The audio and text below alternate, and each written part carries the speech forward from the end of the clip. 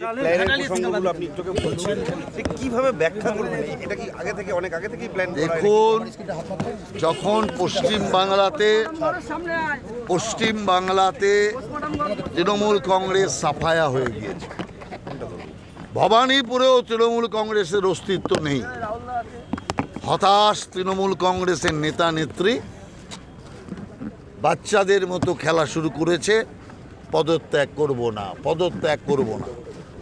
যখন দেখছে পদত্যাগ না করেও সরকার পরিবর্তনকে আটকানো যাচ্ছে না, তখনই হতাশ তৃণমূল কংগ্রেস।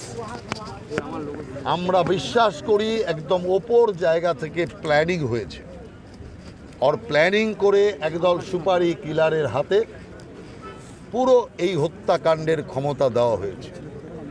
বিষয়টা এরকম, তোকে পারছি না, তোর সাথীকে তো পেয়েছি, ঠিক এই জাতীয় একটা ব্যাপার।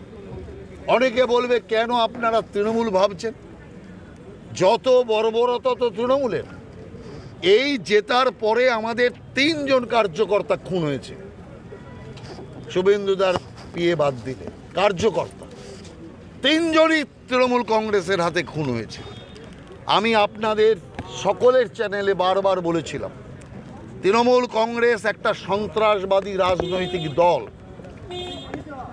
রাজনীতির আড়ালে এদের কাজ সন্ত্রাসবাদ করা, অতএব এর স্বীকৃতি বাতিল হওয়া দরকার।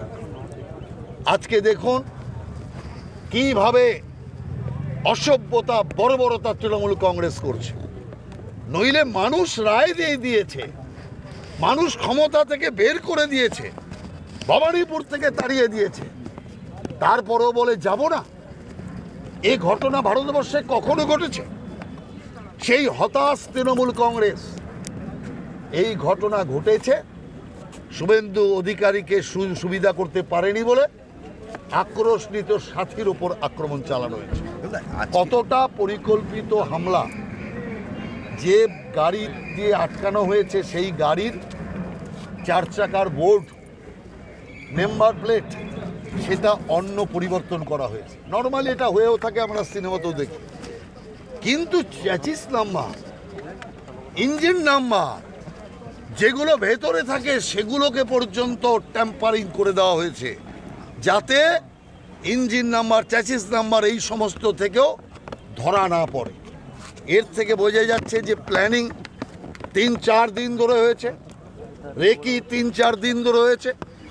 অতএব আমাদের বিশ্বাস আছে পুলিশ প্রশাসনের ওপর, কারণ তারা এতদিন দলদাস ছিল, এখন স্বাধীনতা পেয়েছে, পুলিশ স্বাধীনভাবে কাজ করবার যে সুযোগ পেয়েছে, তার প্রথম কেস এটা দেখাবে করে।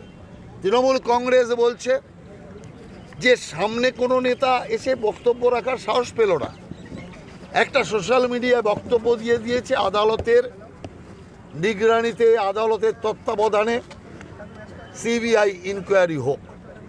আরে আদালতের তত্ত্বাবধানে সিবিআই ইনকোয়ারি যখন আপনারা সরকার ছিলেন দরকার পড়তো, তার কারণ সিবিআই ইনকোয়ারি করত, পুলিশ সমস্ত তথ্য পাচার করত, লোপাট করত। কিন্তু আজকে আর দরকার হবে না, আজকে কেন্দ্র বিজেপি সরকার, রাজ্য বিজেপি সরকার, অতএব তথ্য লোপাট করার কাজ আর হবে না, স্বাধীনভাবে পুলিশ কাজ করতে পারবে। এই যে হিংসা হচ্ছে, কালকে আমরা পরিষ্কার ডিজি এবং আমরা চিফ সেক্রেটারি, হোম সেক্রেটারিকে পরিষ্কার চিঠি দিয়ে জানিয়ে দিয়েছি যে রং দেখার দরকার নেই, সন্ত্রাসবাদ যে করবে, হিংসা যে করবে, তার বিরুদ্ধে ব্যবস্থা নেই। পশ্চিমবাংলায় আজ পর্যন্ত কোনো রাজনৈতিক দল এই সাহস দেখাতে পেরেছে? এটা বিজেপি দেখিয়েছে। সেই কারণে এটা পরিষ্কার বোঝে যে আমরা হিংসা চাই না। কিন্তু হিংসা চাই না মানে আমাদের যে কার্যকর্তা, আমাদের যে কর্মীর, তার 1 ফোঁটা রক্তের দাম আমরা জানি।